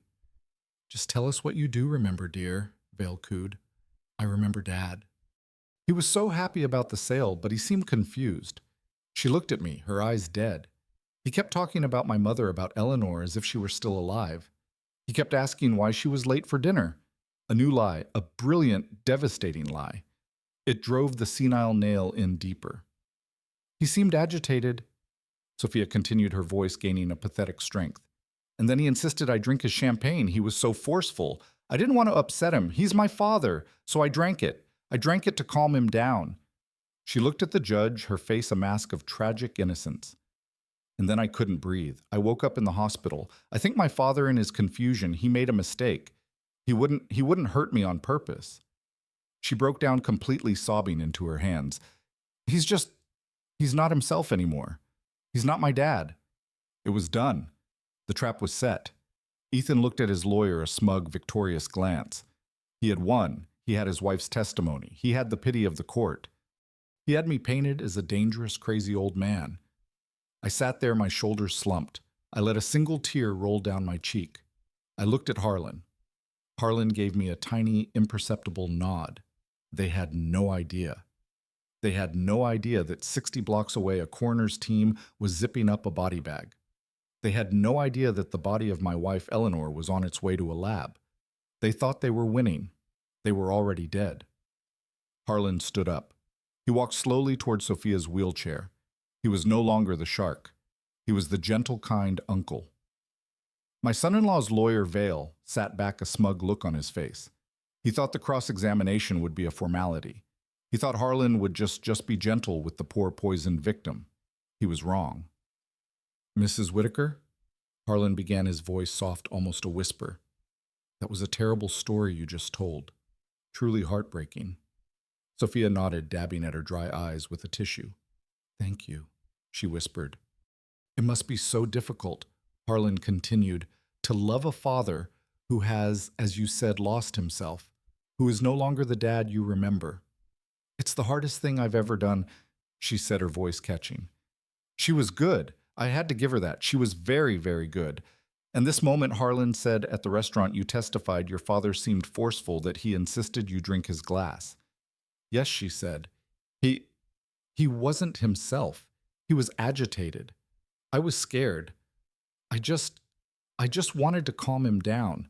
I thought if I drank it, he would relax. So you're stating under oath, Harlan said, his voice still gentle, that your father, Elias Hawthorne, in a state of senile confusion, handed you a glass of champagne that he himself had somehow poisoned and forced you to drink it. Vale stood up. Objection. That's not what she said. She said he mistakenly. The witness testified he was forceful. Harlan snapped the kindness, vanishing, replaced by a razor's edge. The witness testified he insisted. The witness is painting a picture of coercion. I am simply clarifying what she is alleging. Did your father in his confusion poison you? Mrs. Whitaker? Sophia looked at Ethan. Ethan gave her a tiny, almost imperceptible nod. Commit to the lie. I believe in his confusion. Yes, she whispered. He must have. He hurt me. Harlan nodded. He looked at her with a profound, almost sad pity. Thank you, Mrs. Whitaker. That's all I have for this witness. Vale looked confused. That was it. He wasn't going to challenge her. He smiled, relieved. He thought he'd won. Harlan walked back to our table. He picked up his briefcase. He walked to the center of the courtroom and addressed Judge Harrington. Your Honor, Harlan said, his voice now filling the room, we would like to thank Mrs. Whitaker for her testimony. She has established two key facts. One, that she was poisoned, and two, that she believes her father was the one responsible. He paused. And on that, Your Honor, we are in complete agreement. A poisoning did occur. This was not an allergic reaction, as Mr. Whitaker falsely reported to the police. This was not an accident. This was a calculated, premeditated attempt to commit murder. Ethan's lawyer, Vale, shot to his feet. Objection, Your Honor. Counsel is testifying. He's using inflammatory language. This entire petition is about Mr. Hawthorne's delusions. Judge Harrington looked at Harlan. Mr. Brooks, you are on a very thin wire. Where are you going with this? Harlan smiled. I'm going to the truth, Your Honor, which is why I'd like to present my first piece of evidence. He held up a thick-bound report. Exhibit A. A full forensic financial audit of Mr. Ethan Whitaker and his wife Sophia Whitaker, conducted 3 days ago. Vale was on his feet again. Objection relevance. This is a guardianship hearing, not a financial one. It is entirely a financial one, Your Honor, Harlan said, his voice booming. Mr. Vale and his client have argued that my client, Mr. Mbopetmas Hawthorne, is paranoid that his delusion is that his family is trying to harm him, but a delusion by definition has no basis in reality. What I have here is reality. What I have here is motive. I'll allow it, the judge said, her eyes narrowed. Proceed, Mr. Brooks, but be quick. I will be, Harlan said. He placed the report on the projector. The numbers flashed on the screen behind him, big enough for the whole courtroom to see. Mr. Whitaker and his wife are not the successful young couple they pretend to be, Harlan announced. As of this hearing, they are $900,000 in debt. I watched Ethan. The color drained from his face. His knuckles were white. This wasn't part of his plan. Harlan's voice was like a hammer striking nail after nail. $400,000 in high-interest unsecured loans to private offshore lenders. Loan sharks, Your Honor. $200,000 in documented gambling debts. $300,000 in failed crypto and margin trading losses, and most critically, a foreclosure notice. Their home is scheduled to be seized by the bank in less than 18 hours. The courtroom was silent. Sophia looked at Ethan, her face a mask of confusion. Ethan, what is he talking about foreclosure? She didn't even know. He hadn't even told his own wife. Mr. Whitaker's entire world was collapsing. Harlan said he needed money. He needed it immediately. And then, like a miracle, his senile old father-in-law sells his company for $40 million. This is slander, Vale yelled. He's painting a picture. He has no proof of any connection. Proof, Harlan said. I'm glad you asked for it. He pulled out a single sheet of paper. Exhibit B, the sworn affidavit of Mr. Lucas Hale. I watched Ethan's face. He didn't recognize the name. Of course not. Why would he remember the grandson of the man he'd ruined 12 years ago? Harlan read, I, Lucas Hale, being of sound mind, do swear the following. On the night of the incident, I was the waiter assigned to Mr. Hawthorne's table. I observed Mr. Hawthorne leave the table. I then observed Mr. Ethan Whitaker create a distraction, allowing Mrs. Sophia Whitaker to remove a small glass vial from her purse and pour the contents into Mr. Hawthorne's champagne glass. Sophia let out a small, strangled sound. No, he's lying. Who is that? I've never seen that man. He's the man who served you your water, Mrs. Whitaker, Harlan said. He's the man whose grandfather, Marcus Hale, your husband defrauded and bankrupted 12 years ago. He was there to protect his grandfather's partner. Ethan was on his feet. This is a setup, a conspiracy. This is insane. You can't believe this.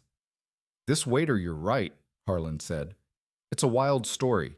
A broke, desperate man, a witness who happens to be the grandson of a past victim. It sounds like a delusion, doesn't it? It sounds like something a paranoid old man would invent. He paused, then turned to the judge. If only we had something more concrete. If only we had, for example, a video. He held up the small black USB drive. Exhibit C, Your Honor, security footage from a chemical supply store in Oakville. Timestamped 3 weeks ago. Ethan stopped yelling. He froze. He knew. Objection. Vale screamed. Foundation chain of custody. The footage was obtained legally via subpoena by the Riverside Police Department, who are, I should add, sitting in the back of this courtroom, Harlan said. He nodded to Detective Reyes, who was watching with a grim smile. Play the video, Judge Harrington commanded. Harlan slotted the drive. The screen lit up. It was grainy black and white, but it was him. It was Ethan. A baseball cap pulled low, but it was his face. You could see him at the counter. You could see him sliding cash to the clerk, and you could see the clerk slide back a large 10 Plumby Baumers plastic tub. Harlan zoomed in. The label was perfectly clear. Potassium chloride lab grade, 99.9% pure. Sophia made a sound. A high, terrible wail. Ethan. Ethan. What is that? What did you do, Ethan? It's a lie. Ethan roared, his face purple. That's not me. It's doctored. It's fake. You old bastard, he screamed, pointing at me. You set me up. You did this. Silence.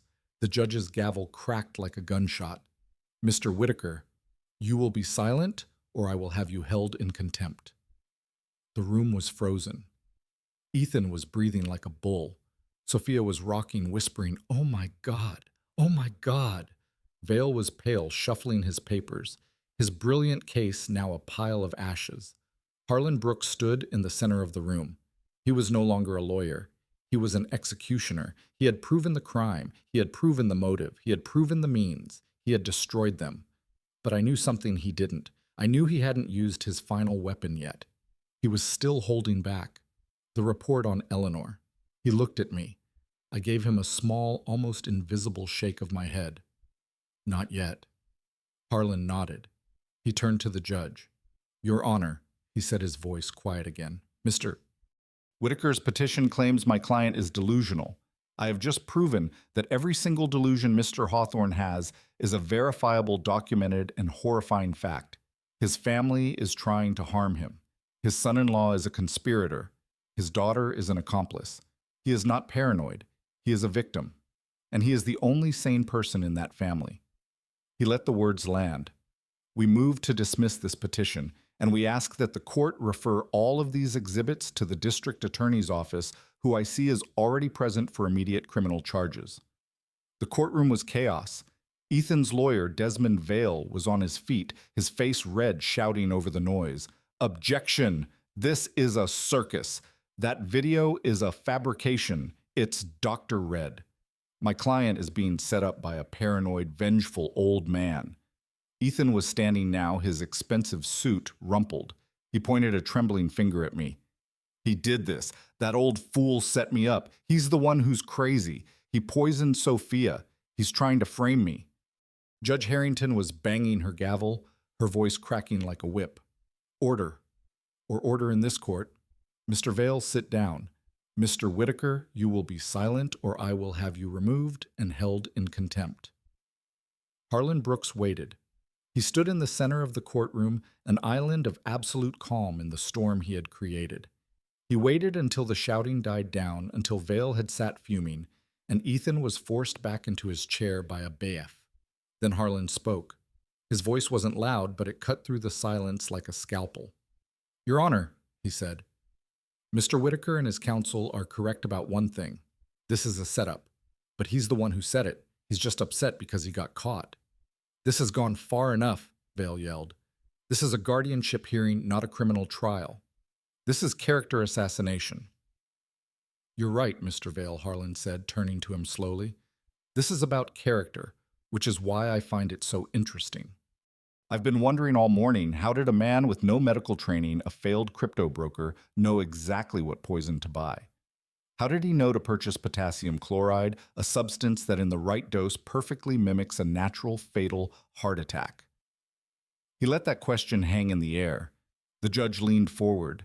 Ethan's face went from red to a pasty, sick white. Harlan turned back to the judge. Your Honor, the court has been operating under the assumption that the event at the summit was a first-time offense, a desperate amateur act. He paused, walking back to his briefcase.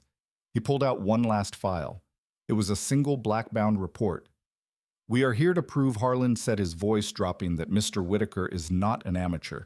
He is, in fact, an expert. He's had practice. The judge's eyes narrowed. Mr. Brooks, what are you implying? Harlan's voice was quiet, but it filled every corner of the room. The reason we know Mr. Whitaker is familiar with this substance is because this is not the first time he has used it to murder a member of the Hawthorne family.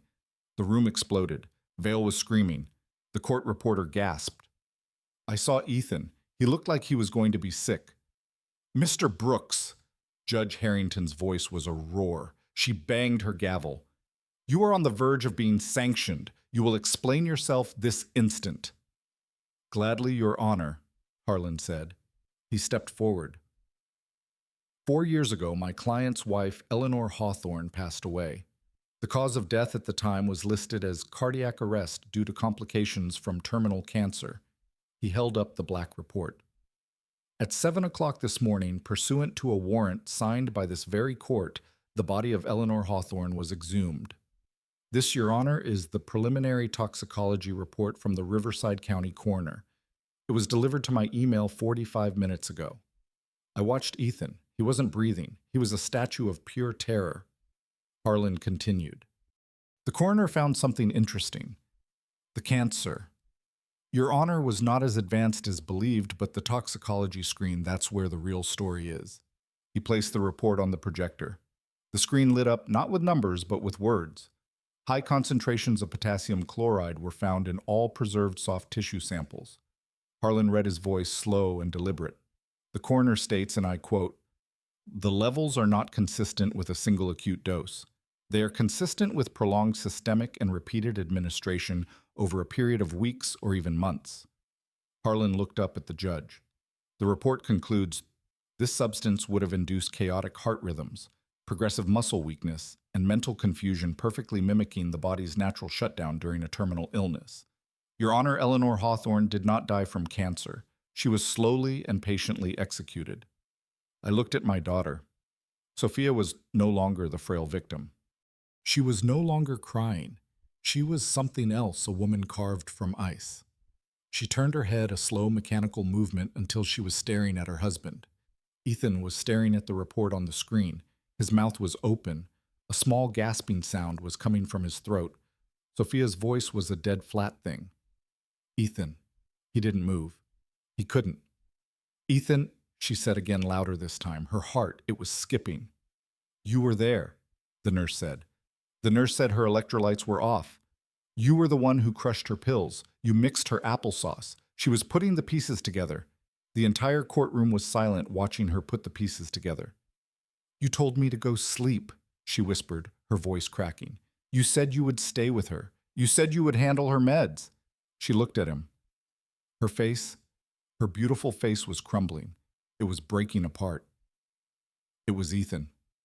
And then the whisper broke, and she screamed, a sound I will never forget, a sound from the deepest part of her soul.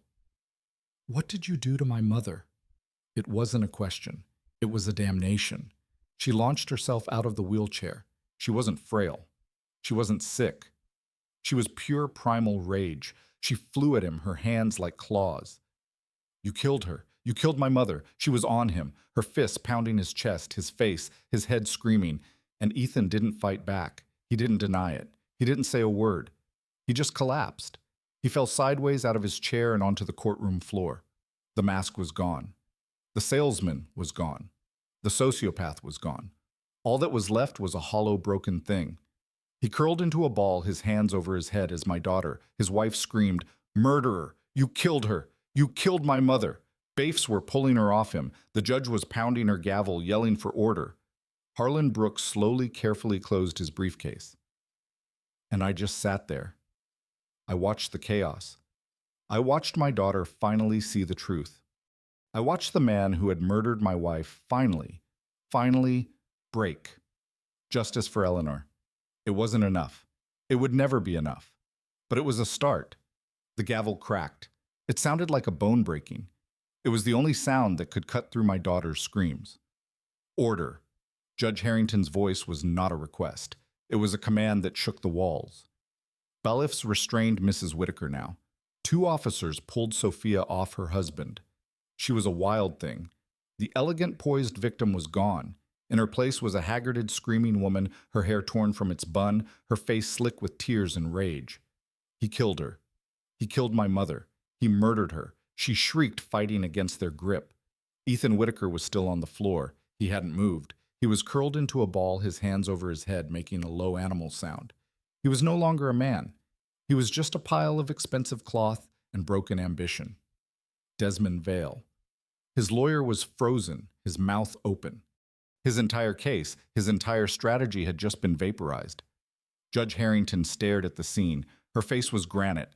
She waited until the courtroom was silent, save for Sophia's ragged sobs. She looked at Vale. "Mr. Vale," the judge said, her voice dangerously quiet. "You brought this petition before my court. You stood here and you alleged that Mr. Elias Hawthorne was delusional. You claimed his accusations were the ramblings of a senile, paranoid mind." She let the words hang. "You, sir, have wasted this court's time. You have participated in what appears to be a blatant, malicious, and fraudulent attempt to seize control of a man's estate. The petition for guardianship is not just dismissed. It is dismissed with extreme prejudice." She slammed her gavel, "And I am recommending you be investigated by the state bar for your conduct in this matter." Vale collapsed into his chair as if his strings had been cut. It was over for him. I sat at my table. I felt nothing. It wasn't joy. It wasn't relief. It was the cold, clean click of a machine falling into place. It was the final number in a long, complex equation. It was just done. Then Judge Harrington turned her gaze. She looked past me. She looked past Harlan. She looked at the district attorney who was already on his feet in the back of the courtroom. "Mr. Landon," the judge said, "I assume you have been paying attention." "I have, Your Honor," the DA said, walking forward. Based on the evidence presented in this chamber under oath, the judge continued, which includes a toxicology report from Sophia Whitaker, a sworn affidavit from an eyewitness security footage of a criminal purchase, and a preliminary coroner's report from an exhumation. This court finds that probable cause exists to a horrifying degree. She looked at the bailiffs. "Bailiff, take Mr. Ethan Whitaker into custody." Ethan didn't even look up. He just let them pull his hands behind his back. The click of the handcuffs was the loudest sound in the room, for what he whispered to the floor. The judge answered him. "For the attempted murder of Elias Hawthorne and for the first-degree murder of Eleanor Hawthorne." A new sound erupted, a high-pitched, desperate gasp. It was Sophia. She had stopped screaming. She was staring her eyes wide as they hauled her husband to his feet. She looked at the judge. "He, but me. What about me? I'm the victim. He poisoned me." Judge Harrington's eyes were cold as winter. "You are not the victim, Mrs. Whitaker. You are the accomplice. You sat in that chair under oath and you lied. You lied to protect a murderer. You lied to help him steal your father's estate. You lied about your father's mental state. You lied about the events of that night. You were a part of this conspiracy from the beginning." Sophia's face went white. No, I didn't know. I didn't know about my mother. I swear I didn't know. It doesn't matter what you knew," the judge said. "It matters what you did. You poured the poison. You conspired to commit a felony. You committed perjury. Your actions, Mrs. Whitaker, make you a party to these crimes." She pointed her gavel at Sophia. "Bailiff, take Mrs. Sophia Whitaker into custody as well, on charges of conspiracy to commit murder, attempted murder, and accessory to the murder of Eleanor Hawthorne." This time the scream was different. It wasn't rage. It was the sound of a soul being torn in two. "No. Daddy, help me, please. I'm your daughter. Daddy, don't let them. I'm sorry. I'm so sorry." She fought. She kicked. She thrashed as the officers cuffed her hands. "Ethan, you bastard. You did this to me. You told me it would just make him sick. You told me. I hate you. I hate you." They dragged them both out two separate doors. Ethan was silent, a hollow shell. Sophia was still screaming for me, her voice echoing down the marble hallway until a heavy door shut, cutting it off. The courtroom was silent. I stood up slowly. The old frail man act was gone. I stood tall. I adjusted the cuffs of my suit. Harlan put his hand on my shoulder. "It's done, Elias. It's over." I nodded. I looked at the judge. She was already gathering her papers. She looked up, and our eyes met.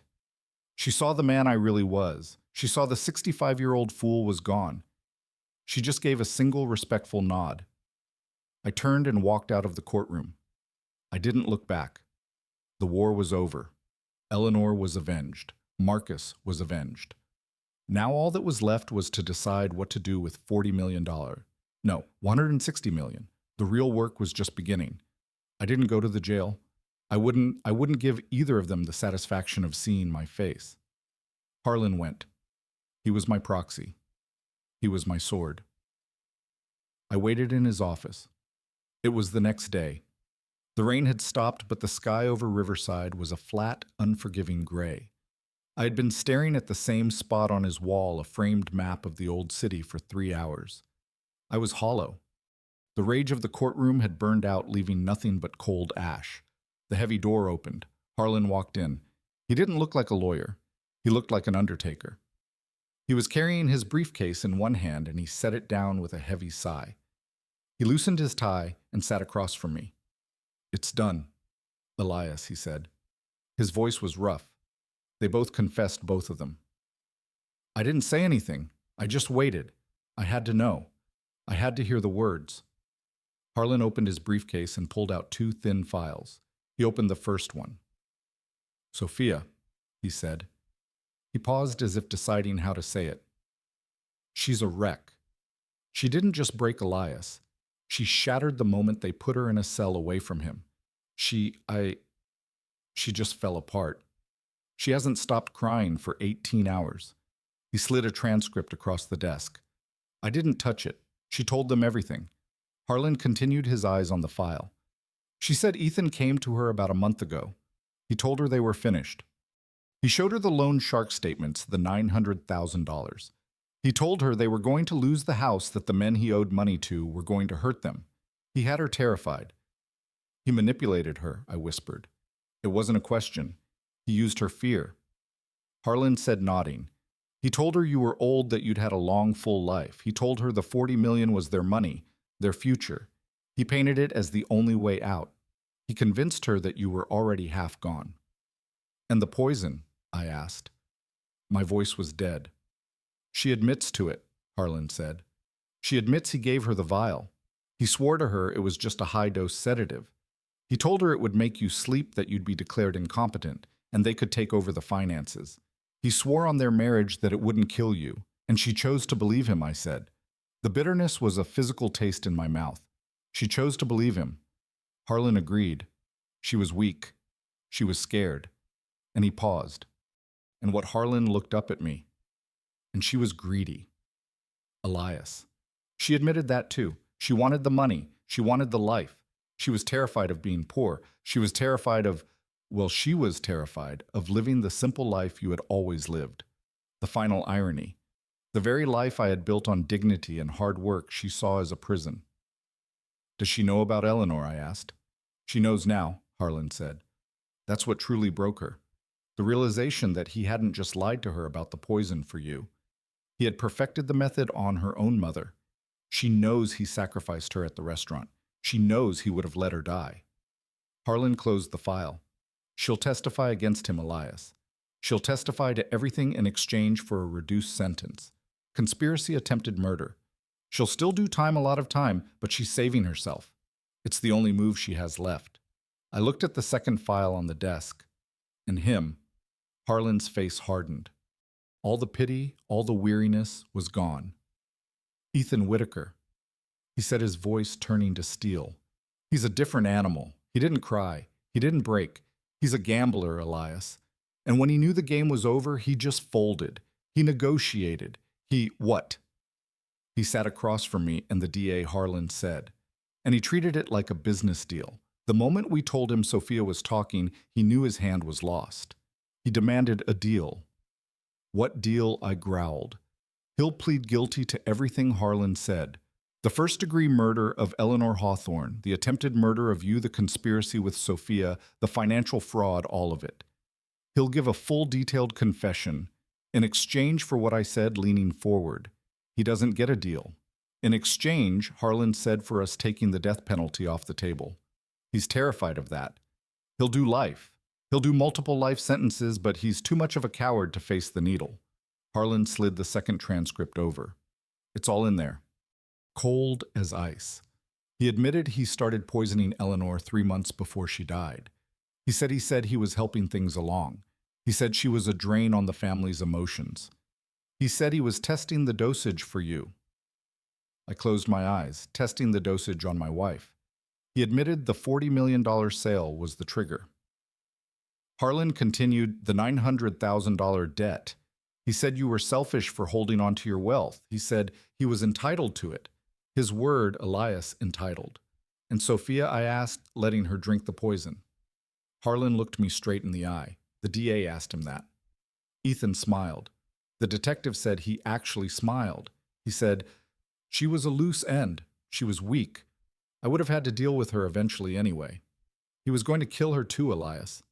He was going to take all of it, and he was going to be the last one standing. I stood up. I couldn't sit. I walked to the window. The gray sky looked like a concrete ceiling. He had murdered my wife. He had tried to murder me. He had sacrificed my daughter. And he did it all because he felt entitled. So it's done, I said. It's done, Harlan confirmed. They're both going away. For a very, very long time, we got Justice Elias. I watched the cold gray city. Justice. It didn't feel like justice. It felt like a funeral. The funeral for a family that had never been real at all. I stepped out of the courthouse onto the wide marble steps. The air was thick with the humid riverside heat. Below me, a sea of microphones and cameras pushed against a police barricade. They swarmed like sharks, sensing the blood in the water. They had just watched a family tear itself apart in spectacular fashion. They had just seen a daughter and her husband led away in chains. They shouted my name. Mr. Hawthorne. How do you feel, Elias? What happens to the 40 million? Now are you heartbroken? Harlan put a hand on my arm. You don't have to do this, Elias. I know, I said, but I do. I walked to the podium that had been set up. The shouting stopped. I looked out at them. I wasn't the trembling, confused old man I had played in that courtroom. I was Elias Hawthorne. I had built an empire from a single rusted-out truck, and now I was going to bury it. Thank you for coming, I said. My voice was clear and strong. It carried over the hushed crowd. You have all just witnessed a tragedy born of greed lies and a profound lack of character. I paused, letting the words sink in. You've all been reporting on the $40 million inheritance. You've called my son-in-law a man blinded by greed. You've called my daughter a woman desperate for wealth. You've written stories about a family destroyed by money. I am here to tell you, I said, leaning into the microphone. That you are wrong, the crowd murmured. My son-in-law was not destroyed by 40 million. He was destroyed because he was a fool. He was destroyed because in his desperate, pathetic greed, he never even understood the true value of what he was trying to steal. I looked directly into the main camera. You've all reported that I sold Hawthorne Transport for $40 million. That is true. It's a fine number, a number that my son-in-law Ethan Whitaker heard, and it drove him to murder his first wife, my Eleanor, and to attempt to murder me. But Ethan was a gambler. He was a small, frantic man obsessed with the quick score. He never did his homework. He never looked past the balance sheet.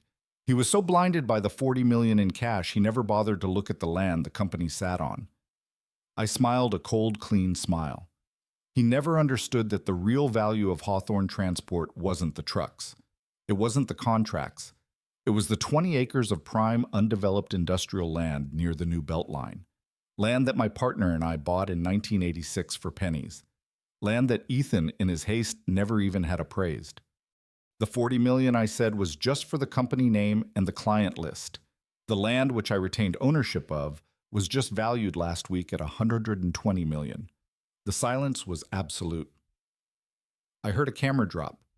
120 million. He had killed my wife, destroyed my daughter, and ended his own life for a fraction of what was really there. He was a fool.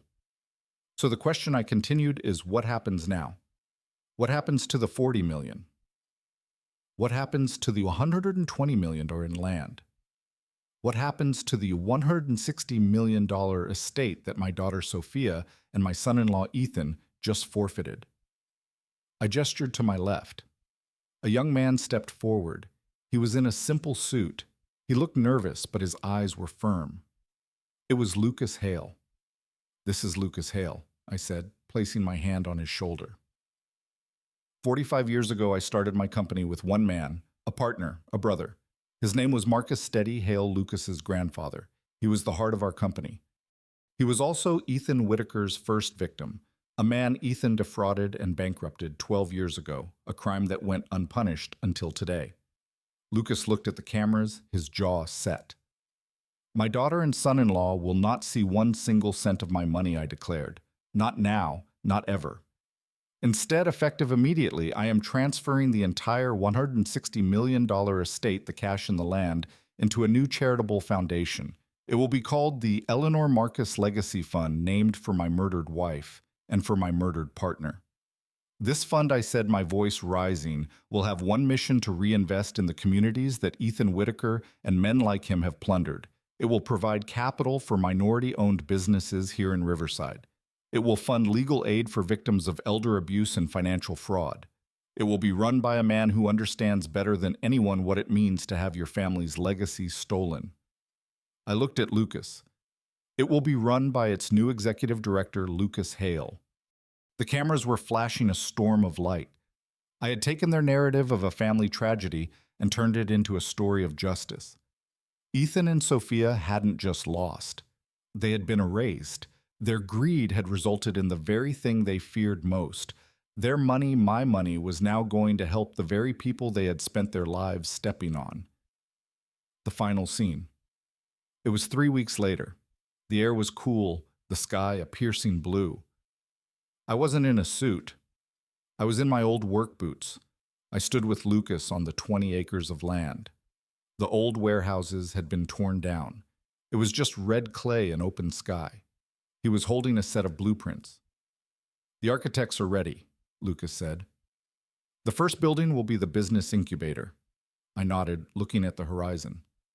"Your grandfather always believed in this place, Lucas. He said this land had good bones." Lucas smiled, a real hopeful smile. He was right. It just needed the right gardener. I put my arm on his shoulder. We stood there, two men, one old, one young, surrounded by the ghosts of the past. But we weren't looking back. "Well," I said, taking a deep breath of the clean, sharp air. "Your grandfather and my Eleanor, they gave us the foundation. Let's get to work. Let's build something that lasts."